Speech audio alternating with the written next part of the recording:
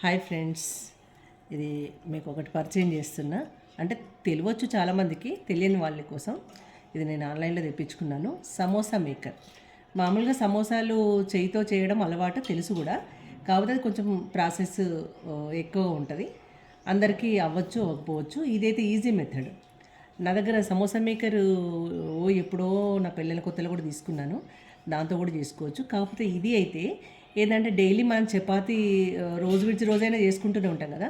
అలా చపాతీ చేసినప్పుడు కొంచెం పెద్ద చపాతీ చేసుకొని దీనిపైన వేసేసుకోవాలి. ఓకేనా? వేసి ఇది ఒక్కొక్క పార్ట్ ఒక్కొక్కటి ఇట్లా వేసిన తర్వాత దాంట్లో మనం కర్రీ ఆల్రెడీ చపాతీ కోసం ఆలు ఫ్రై లాంటిది, కాలీఫ్లవర్ లాంటివి ఏదో చేసుకుంటుంటాం కదా. అలాంటి కర్రీ ఇందులో పెట్టేసి ఇంకొక చపాతీ వేసి దీనిపైన వేసేసుకోవాలి. వేసేసి కొంచెం ప్రెస్ చేస్తే షేప్స్ వస్తాయి మనకు. అవి మనం డీప్ ఫ్రై చేసి పిల్లలకి హడావుడిగా ఉంటాం కదా, పొద్దున్నే మనం బాక్సులు స్నాక్స్ అని అదని ఇదని టిఫిన్ అని ఏంటేంటో ఉంటాయి కదా. ఆ టైంలో ఇలా చేసి పెట్టామనుకో ఇంకా వాళ్ళతో గొడవే ఉండదు. డైలీ సమోసా వేసినట్టుగా ఉంటుంది, వాళ్ళకు కూడా తీసుకెళ్ళడానికి ఈజీగా ఉంటుంది. ప్లస్ మనకు నచ్చినవి పెట్టుకోవచ్చు.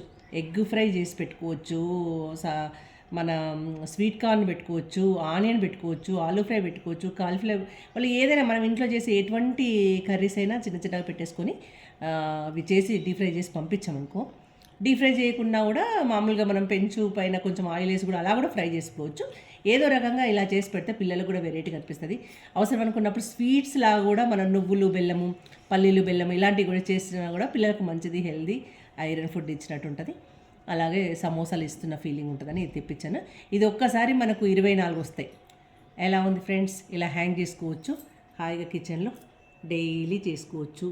ఇంకా ఎలా ఉంది చూసి చెప్పండి. నాకైతే మంచిగా అనిపించింది, తెప్పించాను. ఓకేనా ఫ్రెండ్స్? బాయ్.